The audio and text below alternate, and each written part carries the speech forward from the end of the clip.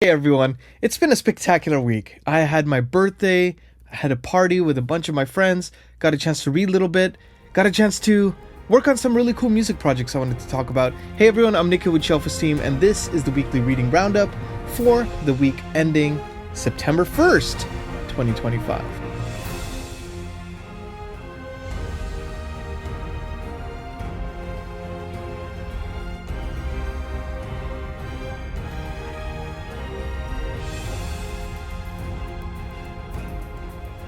Hey everyone, welcome back to the channel. I'm Nikhil with Shelf Esteem. I'm a composer, now also a booktuber. You can find my music in The Wheel of Time Season 2, His Dark Materials Season 3, and the newly released The Hills of Tenchiko, the featured song in The Wheel of Time Season 3, Episode 6.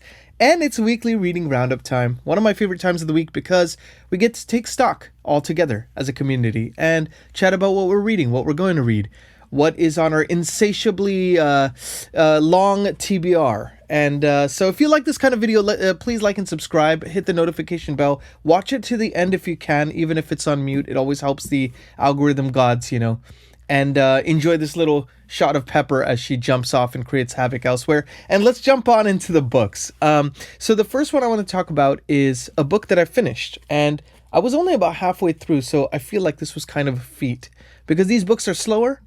There's a lot going on, a lot of different terms, kind of colloquial to Tad Williams' Memory, Sorrow, and Thorn trilogy. I'm talking about Book 3 to Green Angel Tower, but this is only part 1. So if you don't know, he kind of wrote it as a 3-book series, but the last book was so long that they split it into 2 books of this size. So pretty massive. And I think, I'd spoken about this in a couple of other weekly reading roundups as I was getting going with this. And it's no secret that I think this is my favorite of the 3 I've read so far. 3 because there's still part 2 to come. Having said that, there was one glaring issue that I felt pacing-wise I would have enjoyed more of the story. So, for example, since book 1, we have been teased about this antagonist, the Storm King. No secret there, no spoiler there, but that has been the thing that has been teased all the way up to this point. But, in the first couple of books, it felt like a distant thing on the horizon, and that's fair. You're not going to see very much of that necessarily until some final confrontation. This is classical fantasy, was written in the 80s, so it's probably following that kind of a trope. I was expecting in this book, which is called Siege, part 1 of To Green Angel Tower, I was expecting way more of seeing the awful and awesome power of this antagonist and what makes him actually so scary.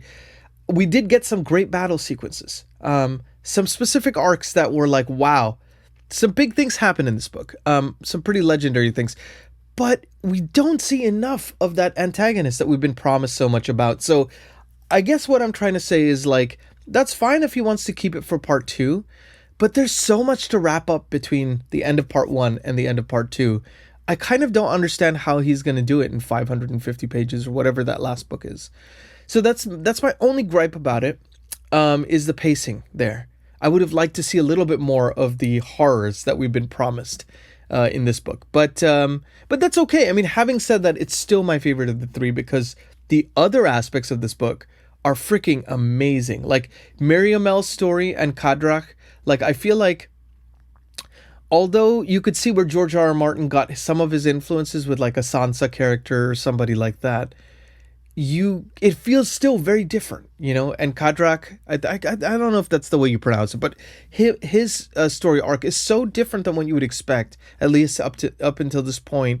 There's a lot of will he redeem himself? Will he not? I can see where the whole morally gray aspects of characters, really, this was a foundational series for that kind of a trope that has now become so widely used in fantasy, right? I mean, you see it in First Law, you see it in Game of Thrones, you can see where the germs of these ideas came from. So I gotta say, I mean, the rest of the pacing was phenomenal. It's just that one gripe I had, but I still would rank this my favorite of the 3. So to say that, if there was such a thing as a 5-star book, this would be a 4.75, something like that. Very close to perfect. But that one little thing, I really hope that he sticks to landing. That's only my only concern here. But other than that, I'm loving this so much that at some point, probably it's going to have to be next year because of the timing, I want to continue in The Last King of Austin Ard, the sequel series as well, because I want to read everything Tad Williams. I think that's going to be my eventual goal, because I just love his writing style. It's poetic, but it's also very direct. He has a good balance of the two, so it never feels esoteric, but it also is introducing you to stuff that might be out of your fantasy comfort zone. So really cool stuff. So I've gushed ad nauseum about this, but I'm sure we're going to have a Booked and Busy read along for this final entry with a bunch of booktubers like Elliot Brooks, Gavin Reeds, Dr. Fantasy himself, Philip Chase, myself, Aaron from Booked and Busy. So let you know when that happens. I'll make a community post, of course, and share the link and stuff when that is ready to go. But that was the first book. The second book I want to talk to you about, and I have some thoughts, but I'm going to save it actually for a larger discussion we're going to have once we read the full trilogy. And this was The Heaven Tree by Edith Pargeter, one of the most underrated books in the history of BookTube. You've heard it here first. Actually, no, Jake from Nerd Level Rising has mentioned that too, so you heard it here second. But when we read The Heaven Tree together, oh man, I was so taken by the brilliant lyrical prose of, say, a Jenny Wirtz or a Guy Gabriel Kay style, mixed with like a John Steinbeck characterization, very down to earth, you know. The year 1200, Guy wants to build a church or cathedral. Does that sound familiar? Does that sound like Pillars of the Earth by Ken Follett? Well, my friends, this is where it's different. The style of writing is different, and also the character exploration is extremely different from what I've heard. This looks at everything from an artistic perspective. So you want to know what it's like to sacrifice your life for an ideal, to reach for the highest ideal as a creative as you can possibly do, and how that's tied to one's moral and spiritual identity. This is the book, I'm telling you. And so we read The Green Branch this month, in August, and I'm almost done with it. I'm not quite done, but it is a short book, so I anticipate by the time you're seeing this, which is usually I release my reading roundups on Tuesdays, I will have finished it by then. What are my initial thoughts? I will keep it kind of high level, but couple concerns I had going into the second book. One of my favorite characters did not make it to the second book. So I was like, I'm very excited to see where the other characters end up, but at the same time, I really miss that one character, and so how is this going to be? Is it going to measure up? So the specific new characters that are introduced that I think are just about as compelling, almost as compelling as that character I grew to love. And that's Edith Pargeter's understanding of character, understanding how to make characters just very likable, or even if they're not likable, compelling, right? And so I've been really enjoying that. The story arc of this one is actually really cool. It's expanding out the world a little bit more. The character foil, the antagonist for the series, is gotten more antagonisty, very calculating, very interesting as an antagonist, and one of the more complex layered antagonists I've read in historical fiction so far. So really great. I mean, you see the parallels between fantasy and historical fiction. This is kind of at that edge, in terms of the character, the world building, and that kind of stuff. Of course, there's no magic. This is more historical, but really great. I would say for me personally, I still like the first entry more than the second one. There's something about it that's tighter. Maybe the second one is setting up more stuff for the third. I don't know. But I still enjoyed it. If the first one was a 5-star, the second one is a 4.5. So right up there in the echelon of great reads. So it's been a great month and a great week, y'all. So I will talk a little bit about kind of what I'm going to read next week. And I would love to know if you've started some of these, because I know there's some people on the Discord, some people in the comment section that have talked about, hey, I want to join a read along, and which you can do so if you want to. It's free to join in the Discord down below. And the first one, I didn't think I was going to be able to read this along with you all because, I didn't have it and I didn't know if I was going to be able to fit it in. Well, one of those problems was solved by my in-laws who kindly sent me R.F. Kuang's new and beautiful copy of Catabasis. What is this about? So basically, I would say it's kind of dark academia, which I haven't read too much of, but magic school, two people who are colleagues are going to go down to hell to try to save the soul of the professor that passed away due to the direct fault of one of the protagonists of the novel. So, I only read like the first couple pages, so I'm just, kind of quickly saying here, it is a nice counterpoint to some of these more dense reads because it reads very quickly, yet, she kind of invents some science and math in it. that really goes well with the story. It serves the story. So you feel like you're kind of learning something, even though it's in this fictional world and it's pulling from real scientific things. So really cool balance she's striking so far. Again, I've only read a few pages, but this is going to be the book I want to be reading this week because, I mean, come on, look how it looks. It's like, oh, by the way, let me just show you this too, because I think you all will really enjoy this. I'm going to take off the cover so you could see how beautiful it looks. Like, check this out. Oh, there we go. I mean, this is so nice. It's so nice to hold. Let's see if you can see that better. I don't know if it's a little blurry. Sorry about that, guys. But really beautiful cover, beautiful copy. So it is nice to be able to read out of a nice hardcover like this. So Terry John, I love you. Thank you for sending it to me. And I'm going to make this a priority this week. So that will be fun. The other priority, and I've only read the prologue so far, just to get a little flavor of what to expect. And man, do I both have a Pandora's box of imagination to open up, and also my work cut out for me, because one, it's extremely complex, and two, it is 704 pages, and that is Iain M. Banks' The Algebraist. So this was actually a recommendation from Sam Not So Wise. Brilliant channel. He specializes in sci-fi, but he does all sorts of stuff. He is very thought-provoking in his reads, and I like his taste. So he mentioned, you got to read my favorite author, Iain M. Banks. I said, okay, where do I start? He mentioned The Algebraist, a big chonker. So just from the prologue, I will say this. It's an extremely unique writing style, and it's very different to anything I've ever read in sci-fi or otherwise. So it's going to take me some time to adjust. But what I'm reading of it is like, wow, if the time scales were like billions of years, then really all the rules we have of society, of even physics, kind of start to change. Look, think about like how much more half a billion years of progress, would do for our ability to manipulate the physics around us. So it's mind-bending already. I mean, I've only read a few pages again, and this is just fantastic. So I'm excited to read this.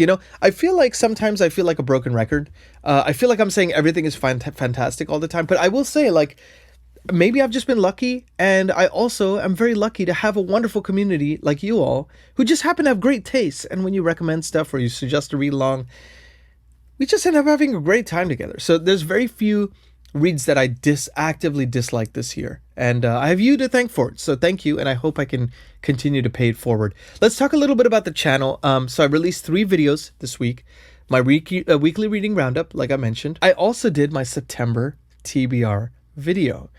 I announced an official channel read along, which I'm very excited for. If you want to know more information about that, you could check that out in the link up here. And I'm going to be making more posts about it. I might even make a dedicated video about it, because enough people have mentioned they want to read this particular book. And it is a standalone, and it is a new release coming out in September 23rd. It's going to carry over into October, and I'll kind of lay out the format in a very organized fashion so we can all enjoy together and have active discussions both on the Discord and in the comment section. So very excited about that. We also revealed a read along that we're doing with a bunch of booktubers. So definitely check out that video if you want to know more about that. And then on Saturday, I released a birthday book haul video. I should have also titled it Why My In-Laws Are the Coolest, because they know how much I love books. They have now started to get even more into books. And so they're constantly looking at Broken Binding. They're looking at all this stuff, and they sent me a bunch of stuff. I got a few things of my own. And also I did a Dragonsteel unboxing of Isles of the Emberdark, a copy I got from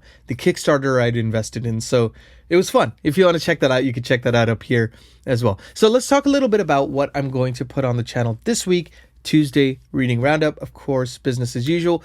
Thursday, I'm going to have the August wrap-up video, where I like to structure it as an expansion of this weekly reading roundup, which is basically like, what I read in the month. Did I meet all the reading goals? What were your reading goals? Kind of make it a dialogue, and then talk about what were the high and low moments of the channel, and anything interesting happened on the channel, live discussions, all sorts of things. And then I like to leave it with a lesson learned. I think like we are all pretty conscious people as readers, we like to think critically about stuff. And I think that spills out into our own lives. We learn a lot about ourselves through these characters. Sometimes authors hold up a mirror for us to see ourselves in a different way, or see others in a different way. And I like to talk about what I learned and kind of promote discussion there. So if you want to see that, then keep an eye out for that video on Thursday. And then on Saturday, I'm trying to decide between two videos. I think I'm going to see if I have enough ammo to use for a kind of an adaptation news segment. So for those of you who are new to the channel, adaptation news is kind of my spin on, like, you know how Daniel Green has like fantasy news, you know, but I like to keep it all sorts of genres, and it's really focused on adaptations from a guy in the entertainment industry, right? Like, I pitch on a lot of projects, I work on adaptations. So I know what it means when something has been greenlit, when something is stalled, when I can see on my own databases where things are actually moving behind the scenes. So I can give you context you just can't get anywhere else. So that is one of my video options. If I can't find enough for a segment, then I will pivot over to a video essay, maybe talk about something thought-provoking in the book space, in the adaptation space, in the music for adaptation space, something that promotes discussion. You know, I think that those are videos that seem to do well on BookTube, and I want to make this a discussion channel. I don't like just talking at you and going, see ya. You know, it's very important to me that we all get to talk together because we learn from each other, right? So that is kind of the thing there. Let's talk a little bit about music and life stuff. So I worked a bit more on a theme for this IP game I told you about previously, based on an IP I can't disclose. So I worked a little bit more on that. I worked on Linda's game on some music and sound effects as well. And, you know, just kind of trying to keep the ball moving on projects, trying to get more projects, get meetings on other projects and stuff like that. It's all early stages. Unfortunately, things just keep shifting, and that is the nature of the beast right now. So it is tough to be working a lot in the day and then go like, what just happened? You know, like, did I do anything? You know, it does feel like that a little bit. So that's where my triathlon training has actually been very useful. I've been training for this triathlon I'm taking October 19th. And, you know, I like to measure stuff in life. Like, it is fun to be able to measure stuff. What can be measured can be mastered, right? And so I like to measure things, and it's hard to do that in my career. So having these different things like reading, like doing this triathlon training, it helps me to be able to measure stuff in a way. It's like, what you put in is what you're going to get out, you know? It's not necessarily the case with a career in music or entertainment. So you could work your ass off, but it doesn't necessarily translate. Or it's like that iceberg image, you know, where it's like, you know, what people see as the success, and then everything underneath is the full iceberg. So that's kind of where I'm at. I did get a chance to do a birthday party on Friday, and about 30 of my friends from various disciplines, and also just college friend, one of my best friends from college since we're 18 years old, he came out from Irvine. And it was just a blast. You know, we all hung out at a bar and just had a few drinks and chatted. And oh man, it was really fun. Like, I hadn't done that for a long time, and I can't do that for a long time now because I got to get back deep into training. So that's kind of what's been new with me. But like, what have you guys been up to? Let me know in the comments. I'm also putting a playlist in case you want to see more videos like this. I'll put a playlist which kind of shows some of my video essays. You know, I talked about how I want to do more video essays on the channel. If you're interested in seeing those and haven't seen those yet, you could check out some of the video essays below. But thanks for being here. I really appreciate you all. It's so much fun to chat with you. I'm Nikhil with Shelf Esteem. Please like and subscribe. Hit the notification bell. It really, really helps out. And feel free to leave a comment and let me know what you're reading. I would love to hear from you. And let's chat, because, you know, we don't have enough books on our TBR, right? So be good to yourselves. Be good to each other. Thanks for being here. I will see you on Thursday with the new monthly wrap-up video. Take care.